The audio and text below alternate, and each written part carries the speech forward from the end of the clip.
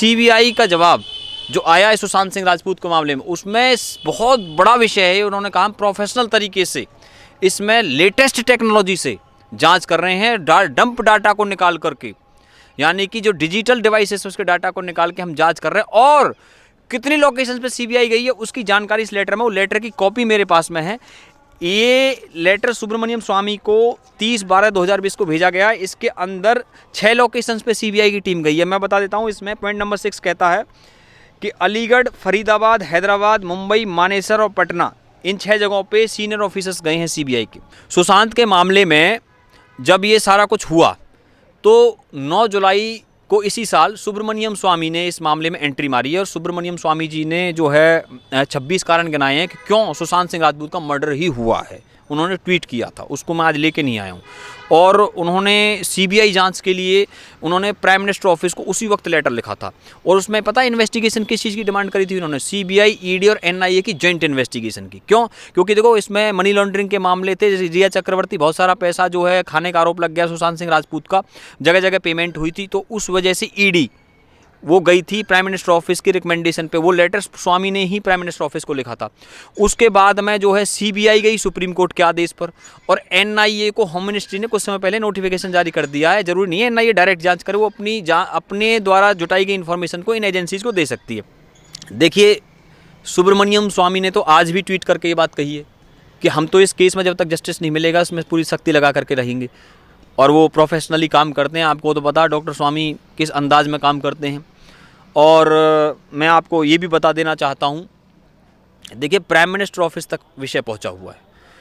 बॉलीवुड के स्टारों ने इस विषय में जो चुप्पी दिखाई है, रहस्य में चुप्पी, उसने बहुत बड़े सवाल खड़े किए। आज अपनी जान बचाते फिर रहे हैं। जान क्यों बचाते फिर रहे हैं? क्योंकि सबके पीछे एनसीबी लगी हुई है। एनसीबी क्यों लगी है? क्योंकि रिया चक्रवर्ती की ड्रग चैट में दुनिया भर के लोगों के नाम आए, फिर इनमें टैलेंट मैनेजमेंट कंपनियों के नाम आए। वो ही जो पीआर एजेंसी जो बॉम्बे में काम करती हैं, इन सेलिब्रिटीज का मैनेजमेंट देखती हैं, यही पीआर कंपनियां मीडिया पे दबाव डाल करके सुशांत के मामले में आ रही इन चीज़ों को रुकवा रहे हैं। सुशांत सिंह राजपूत केस पर अब सीबीआई पर जिस तरीके से सवाल उठ रहे थे उसको लेकर दरअसल सीबीआई ने भाजपा नेता सुब्रमण्यम स्वामी को जवाब भेजा है। और इस पूरे मामले पर बातचीत करने के लिए हमारे साथ है मंजीत डांगर जी, तो उनसे बातचीत करते हैं इस पूरे मामले पर। सर, अब जवाब आया है सीबीआई की तरफ से, लेकिन भाजपा नेता सुब्रमण्यम स्वामी को जवाब भेजा गया है। देखिए सुब्रमण्यम स्वामी जी ने इस विषय में प्राइम मिनिस्टर ऑफिस पे प्रेशर डाला था। प्राइम मिनिस्टर ऑफिस ने ही सुब्रमण्यम स्वामी को जवाब दिया था, जिसकी कॉपी मैंने आप ही के चैनल पे यहाँ पे दिखाई थी, प्यारा हिंदुस्तान पर, छिपरा जी। और उसमें प्राइम मिनिस्टर ऑफिस की तरफ से जो जवाब था उसमें यही था कि इस विषय में जो भी कुछ नया होता है उसकी सीधी रिपोर्ट सुब्रमण्यम स्वामी को दी जाए। अब सीबीआई का जवाब जो आया है सुशांत सिंह राजपूत के मामले में, उसमें बहुत बड़ा विषय है। उन्होंने कहा प्रोफेशनल तरीके से इसमें लेटेस्ट टेक्नोलॉजी से जाँच कर रहे हैं, डंप डाटा को निकाल करके, यानी कि जो डिजिटल डिवाइसेस उसके डाटा को निकाल के हम जांच कर रहे हैं। और कितनी लोकेशंस पे सीबीआई गई है उसकी जानकारी इस लेटर में, वो लेटर की कॉपी मेरे पास में है। ये लेटर सुब्रमण्यम स्वामी को 30/12/2020 को भेजा गया है। इसके अंदर 6 लोकेशंस पे सीबीआई की टीम गई है। मैं बता देता हूँ, इसमें पॉइंट नंबर 6 कहता है कि अलीगढ़, फरीदाबाद, हैदराबाद, मुंबई, मानेसर और पटना, इन 6 जगहों पे सीनियर ऑफिसर्स गए हैं सीबीआई के। अब देखिए इसका कितना बड़ा मायना है। इस विषय में सुशांत सिंह राजपूत के मामले में जब मुंबई में सीबीआई गई उससे पहले वहाँ बहुत सारे सबूत मिटाए गए थे, तो इसलिए सीबीआई को जो है थोड़ा और ताकत से इन्वेस्टिगेशन करनी थी। उस विषय में आपको पता है कि ये सीबीआई जो वहाँ गई थी सुप्रीम कोर्ट के आदेश पर गई थी, उसका जिक्र भी इसके अंदर है। क्योंकि रिया चक्रवर्ती ने बिहार पुलिस की इन्वेस्टिगेशन का विरोध किया था सुप्रीम कोर्ट में जा करके, तो सुप्रीम कोर्ट में उस विषय में जो ये जजमेंट दी थी कि अब इसकी जाँच सीबीआई करेगी। और उसके बाद में सीबीआई वहाँ चली गई अगस्त के अंदर। और आपको बता दूं मैं, सीबीआई ने जा कर के वहाँ छत पर भी जाकर इन्वेस्टिगेशन करी, और ये भी लिखा है इस लेटर के अंदर कि हमने इसमें जितने भी तमाम गवाह थे, जो कंसर्न गवाह थे, उन सबसे हमने प्रोफेशनली जो बातचीत करी है, एग्जामिन किया है। During investigation all the concern witnesses have been examine to understand the circumstances. इसके अलावा देखिए एक लाइन में पढ़ूंगा इसमें, during investigation advanced mobile forensic equipments including latest software have been used for extraction. इसका मतलब क्या है कि लेटेस्ट टेक्नोलॉजी को, मैं आईटी लाइन से हूँ, इसलिए मैं आप बता रहा हूँ इसमें, क्योंकि देखिए डंप डाटा जो होता है, जो डिलीटेड डाटा होता है, इसमें मोबाइल टावर्स की जानकारी दी गई है इस लेटर के अंदर सीबीआई के द्वारा। मोबाइल टावर्स मतलब जो लोकेशंस है उसमें, उस लाइन को भी मैं पढ़ के सुना देता हूँ सीबीआई ने क्या लिखा है। देखिए इसके अंदर लिखा है कि analysis of relevant data available in the digital devices. Digital devices का मतलब मोबाइल भी हुआ, लैपटॉप भी हुआ, पेन ड्राइव भी हुआ और आईपैड भी हुआ, आप समझ रहे। Also for analysis of dump data of relevant cell tower locations related to the case. आप समझ रहे बात को, हमने एनालाइज किया उस सारे डाटा का। अब देखिए इतने समय से इतनी ज़बरदस्त तरीके से इसमें इतना बड़ा आंदोलन खड़ा हुआ सुशांत सिंह राजपूत के मामले में, जापान से लेकर रसिया और अमेरिका से लेकर ऑस्ट्रेलिया, ठीक है, कितना बड़ा ये विषय हुआ। कहते हैं कि ऐसी दीवानगी देखी नहीं कहीं आज तक, इतनी दीवानगी लोगों ने देखी नहीं जितनी सुशांत सिंह राजपूत के मामले में हुई। क्यों? वो एक डिवाइन सोल थे। डिवाइन सोल क्यों थे? क्योंकि वो एक छोटे से शहर से आकर के और बॉम्बे में इतना बड़ा स्टार बना और बगैर किसी गॉड फादर के बना, कमाल कर दिया। और उससे जब ये घटना उसके साथ में हुई है, बॉलीवुड का कोई स्टार उसके पक्ष में आया नहीं। ये जो केस है फिलहाल, इस केस के अंदर, क्योंकि देखिए सीबीआई की जो इन्वेस्टिगेशन है इसमें सबसे अहम जो किरदार है वो रिया चक्रवर्ती है।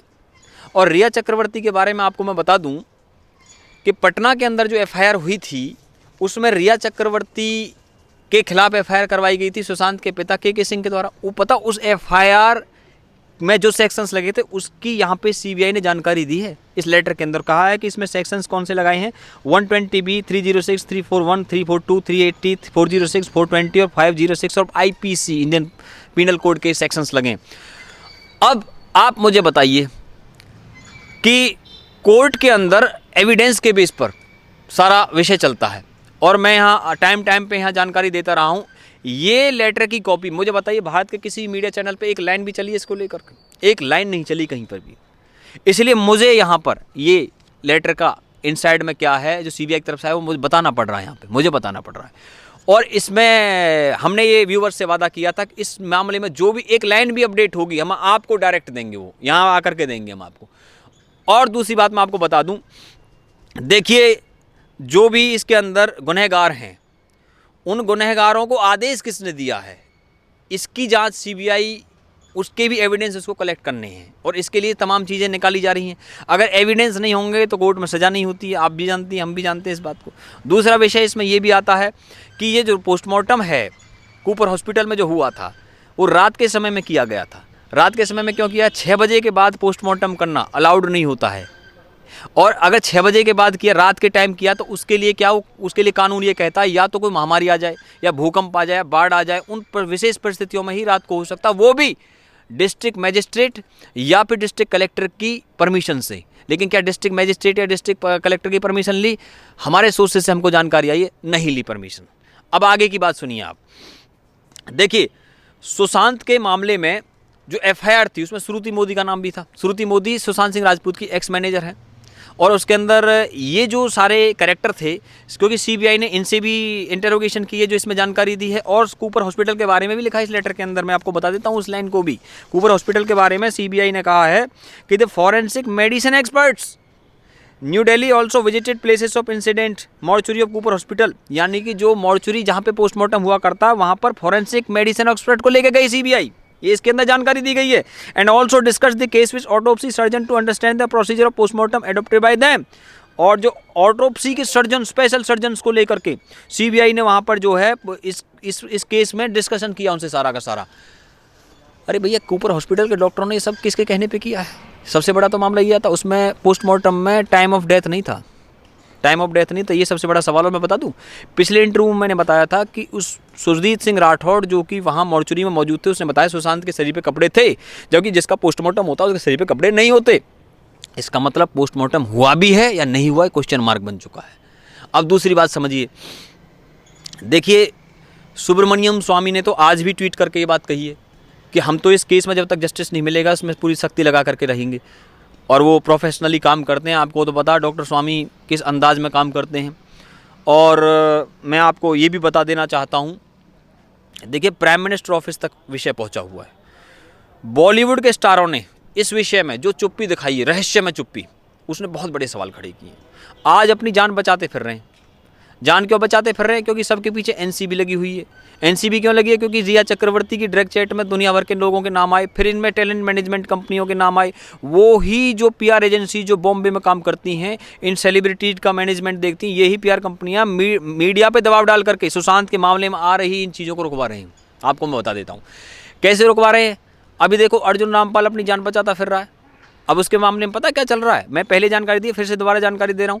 इस बंदे ने, इसके घर पे जो मेडिसिन मिली है, और वो मेडिसिन जो है उस विषय में जो इसने कहा है कि भाई ये मेडिसिन तो क्या कहते हैं कि हमने अपने कुत्ते के लिए लेके आए थे, लेकिन इसमें बैक डेट में डॉक्टर से इन्होंने प्रेस्क्रिप्शन लिखवा ली।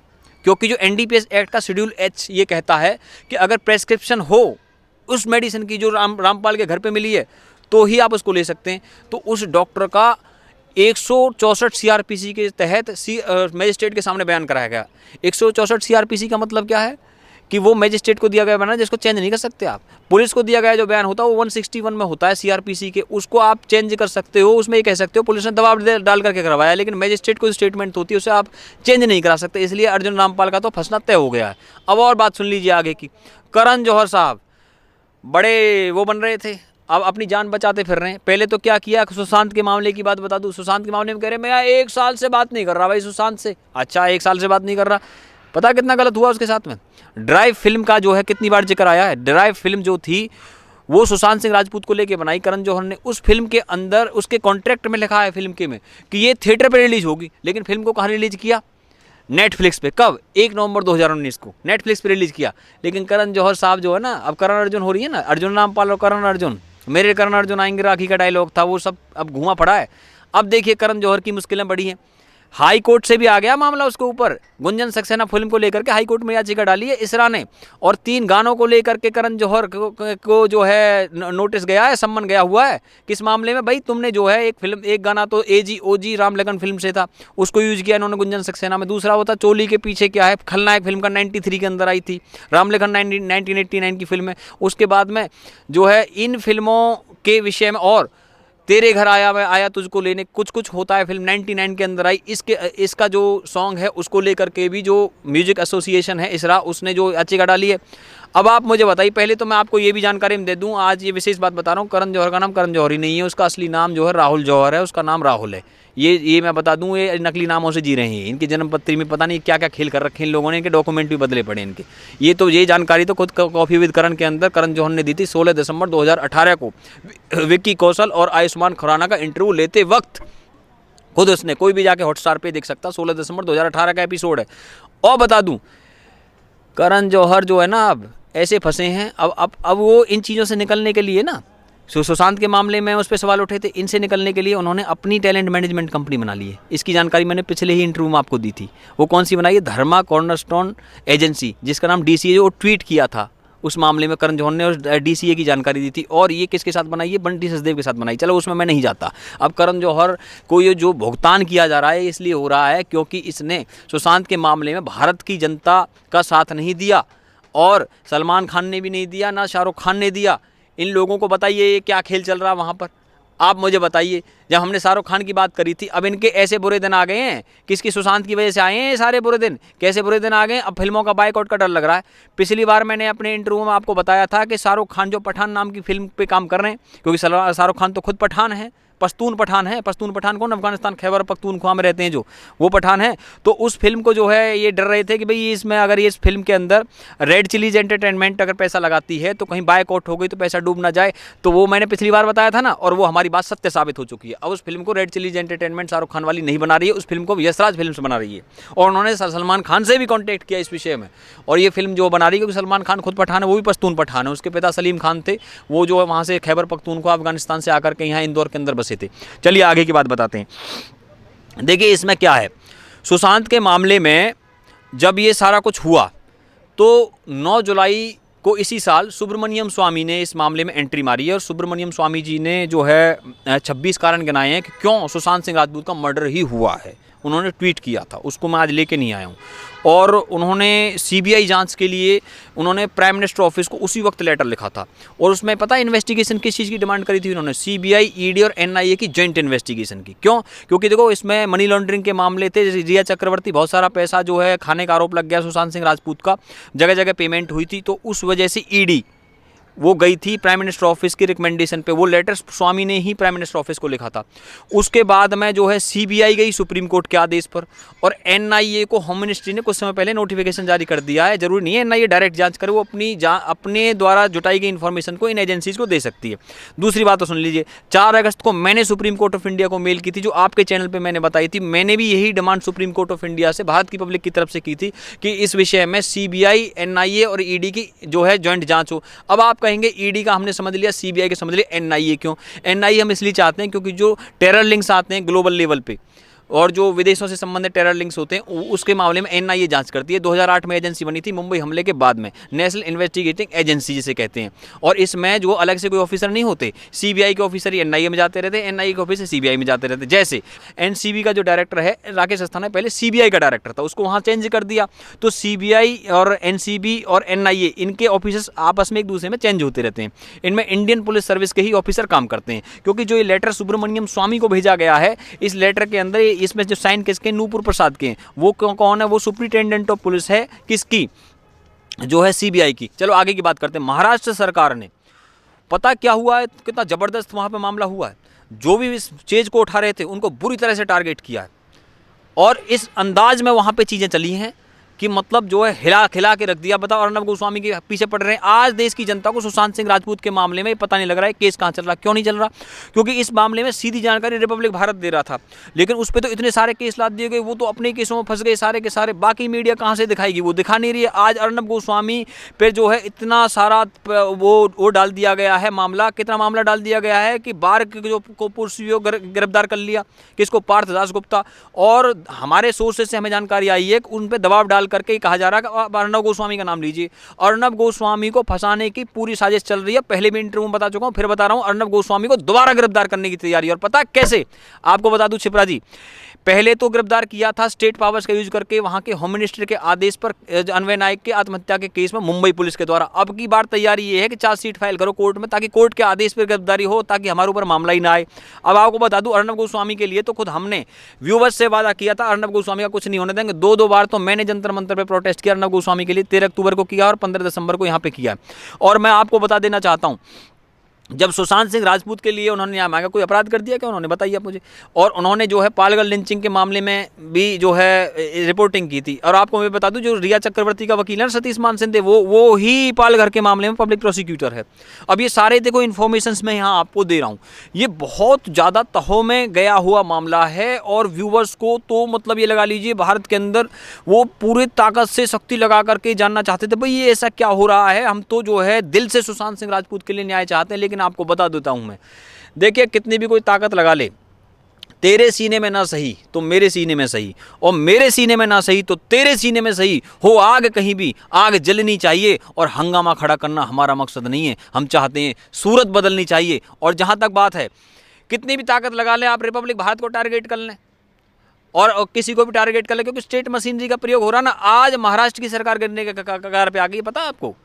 सोनिया गांधी ने, अब मैं आप फाइनल बात बता देता हूं, महाराष्ट्र की सरकार टिकेगी नहीं अब। और ये सुशांत सिंह राजपूत का जो केस है ये तुरंत सॉल्व हो जाएगा महाराष्ट्र में सरकार गिरते ही। और कांग्रेस गठबंधन से हाथ खींचना चाहती है। सबूत बता देता हूं मैं आपको, सबूत सुन लीजिए आप मेरे से। अब सोनिया गांधी ने लेटर लिखा है उद्धव ठाकरे को, और वो लेटर किस लिए लिखा है भाई? कॉमन मिनिमम प्रोग्राम बना है हमारे और आपके बीच गठबंधन होते वक्त। उस कॉमन मिनिमम प्रोग्राम की जो वो लेटर की कॉपी भी मेरे पास में है, और उसमें ये कहा है कि आप जो है उसको लागू कीजिए। अब उसमें क्या 5% मुस्लिम आरक्षण की बात है। उन्हें पता है कि शिवसेना ये मुस्लिम आरक्षण लागू कर नहीं पाएगी, तो हम गठबंधन से हटाने का ग्राउंड बना रहे हैं। कैसे बाहर आएँ इसका एक जो है क्या खोज रहे हैं? बहाना खोज रहे हैं। भाई पब्लिक को भी तो बताना आप इससे क्यों बाहर आ रहे हैं, क्यों बाहर आना चाहते हैं। आपको पता कांग्रेस क्यों बाहर आना चाहती है? क्योंकि सामना में लगातार सोनिया गांधी के खिलाफ लिखा जा रहा है, और खुलेआम ये कहा जा रहा है यूपीए तो एनजीओ है और इसका चेयरपर्सन शरद पवार को बना देना चाहिए। शरद पवार वहां से दिल्ली भी आ गए राहुल गांधी से मिलने, तो राहुल गांधी यहाँ से उड़ करके इटली भाग गया, तो वो मिला नहीं। हमारे सोर्सेज से जानकारी है कि भाई इसमें जो है आए नहीं, वो यहाँ आना चाहते थे लेकिन उनको जानकारी मिल गई एकदम से कि भाई यहाँ से राहुल गांधी जा रहा, फिर मिलेगा किससे।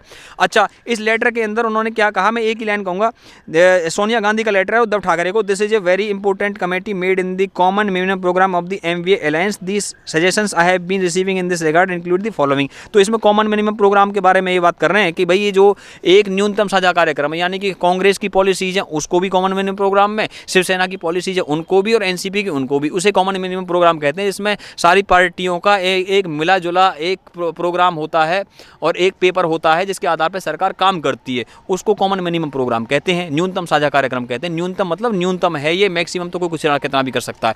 अब सुन लीजिए बात को, इस लेटर को, जिस लेटर को मैं यहां दिखा रहा हूं, इस सेम लेटर को पता कौन लेके गया था उद्धव ठाकरे के पास में?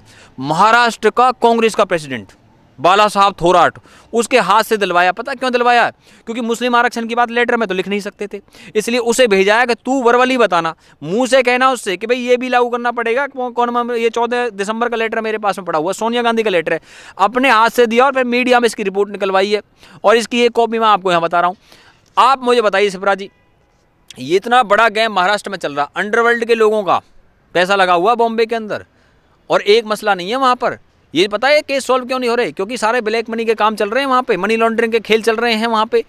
वो उसका तो ईडी ने निकाल भी है। प्रताप सरनाइक जो शिवसेना का नेता था, उस घर से क्रेडिट कार्ड पाकिस्तान का मिला, और अंडरवर्ल्ड का छोटा मोटा नेटवर्क नहीं, कितनी बार आपके सामने चर्चा करी है, बार बार बताता रहता हूँ, कभी जब टाइम मिलेगा मनी लॉन्ड्रिंग के खेल बताऊंगा। मनी लॉन्ड्रिंग के साधारण खेल नहीं है, यहाँ पे विषय भटक जाएगा। नहीं तो जो संजय राउत की पत्नी है, इस पर जो मनी लॉन्ड्रिंग का मामला है उस पर मैं बात नहीं करना चाहता, बहुत लंबा चौड़ा मामला हो जाएगा। आपको बता दूँ कास्टिंग काउच के खेल है वहाँ पर, और वहाँ पर जो है ड्रग्स के खेल तो देखो एनसीबी सामने लेकर के आ गई है, क्योंकि सुशांत सिंह राजपूत के ही कारण आज बॉलीवुड की सफाई हो रही है। इसलिए मुझे सारे केसों की यहाँ जानकारी देनी पड़ रही है, इतने उलझे हुए मामले हैं। लेकिन हम व्यूवर्स से हमने वादा किया था, हम आपको भटकने नहीं देंगे, मिसगाइड नहीं होने देंगे, और इस विषय में हमें चाहे कहीं तक भी जाना पड़े और कहीं तक भी, क्योंकि देखो सुब्रमण्यम स्वामी जी अगर इस मामले में है ना, तो फिर आप ये विश्वास कर सकते हैं कि वो बहुत सीनियर आदमी है, और उन्होंने सुनंदा पुष्कर थरूर के मामले में 2 साल बाद चार्जशीट लगी है।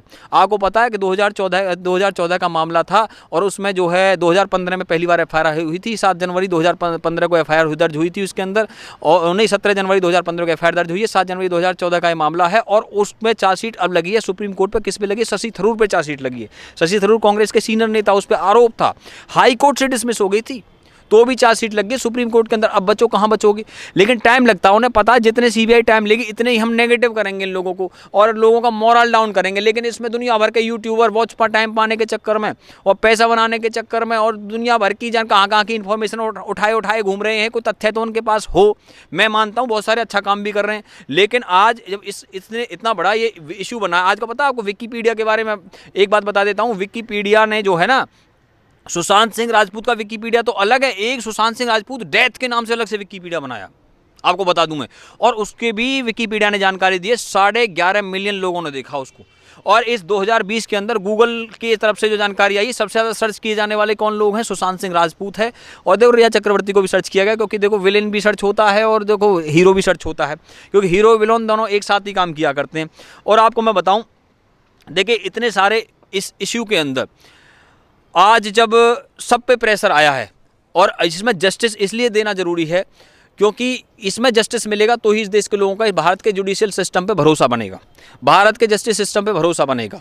और इसके लिए हम बिल्कुल कटिबद्ध हैं, प्रतिबद्ध हैं। यहाँ जंतर मंतर से लेकर के और सीबीआई तक, जहाँ तक भी कुछ भी करना पड़े, शिवराज जी हम इस मामले को अंजाम तक पहुँचा करके रहेंगे। और मैं आपको और बता दूँ, बॉलीवुड कितनी चुप्पी साध ले, आज तो भारत में जो है आप देख लीजिए कि कोई सच बात कहना अगर चाहता है तो उसको जो है कोई ज़रूरी नहीं है कि वो बॉलीवुड का सहारा लेकर के करेगा या किसी का सहारा लेकर करेगा। मीडिया के अंदर आप देख रहे हैं कितनी सुसाइड की स्टोरी चला रखी इन लोगों ने। मैंने तो आपके यहाँ आकर के जो है ये भी बताया था कि करण जौहर की पार्टी को क्लीन चिट नहीं मिली है, उसका डॉक्यूमेंट मैंने यहाँ दिखाया था और वो वास्तव में नहीं मिली थी। मीडिया में रिपोर्ट्स क्या आई पड़ी थी, क्लीन चिट मिल गई जी उसको। और दुनिया भर की इतनी रॉन्ग इन्फॉर्मेशन को मीडिया लगातार प्रेषित कर रही है पब्लिक के दिमाग में, दे सुसाइड भर रही है। चेतन भगत ने आर्टिकल लिखा उसके बारे में, दुनिया भर के आर्टिकल आ रहे हैं। और मीडिया में पीआर, आपको पता है जितने रिपोर्टर रिपोर्ट करते हैं ना बॉलीवुड के अंदर, इसको बॉलीवुड के रिपोर्टर हैं जो आप यकीन नहीं करेंगे कि घरों में जाके खाना खाते हैं बॉलीवुड के स्टारों के। लेकिन चलिए वो विषय नहीं है, मैं आज आपको इतनी लंबी चौड़ी चीज़ों में नहीं ले जाना चाहता, मैं बस आपको इतना ही बताना चाहता हूँ व्यूवर्स, आप लोगों ने जिस तरह से टिक करके इसमें काम किया है, आप बिल्कुल, मैं बता रहा हूँ इस विषय में 302 की धारा ही लगेगी और कोई बचा नहीं सकता। कहाँ से बचेगा? सारी डिटेल ये सब कुछ मैंने इसमें बताया है, पूरी प्रोफेशनल इन्वेस्टिगेशन चल रही है। लेकिन कितना बड़ा नेटवर्क है, साधारण मसला नहीं है। होना तो ये चाहिए कि महाराष्ट्र के अंदर राष्ट्रपति शासन लग जाना चाहिए, तो आर्टिकल 356 लग जाना चाहिए, लेकिन उसमें बड़ी बड़ी गाइडलाइंस हैं। अगर वो सुप्रीम कोर्ट चले गए तो वहाँ से निरस्त ना कर दे, किसी चुनी हुई सरकार के पीछे पड़े हुए हैं, ऐसे दुनिया भर के आरोप लग जाते हैं। इसलिए ठीक है, पब्लिक के सामने छोड़ देते हैं, पब्लिक डिसाइड कर लेगी इस विषय में। मैं आपको एक ही बात कहूँगा, सच्चाई छुप नहीं सकती झूठे उसूलों से, और खुशबू आ नहीं सकती कागज़ के फूलों से। आखिरी एक चीज़ है, कंगना को भी टारगेट किया गया। आगे मैं किसी इंटरव्यू में फिर से बताऊंगा, कंगना के सारे केसों को खारिज करवाएंगे हम, चाहे हमें प्राइम मिनिस्टर और होम मिनिस्टर ऑफिस तक लिख के देना पड़े। उसको पावर होती है, सेंट्रल गवर्नमेंट को भी, स्टेट को भी पावर होती है, सारे केस वापस ले सकते हो, सारे केस वापस करवाएंगे। कंगना के जितने भी केस उस पर लगाए गए हैं दुनिया भर के, कोई मुंबई से एफआईआर करवाई गई है, कोई कहीं से एफआईआर करवाई गई, कोई बिहार से एफआईआर करवाई गई, एक एक केस वापस करवाएंगे। कंगना को भी पूरी तरीके से हम जो बरी करवाएंगे हर मामले में। धन्यवाद।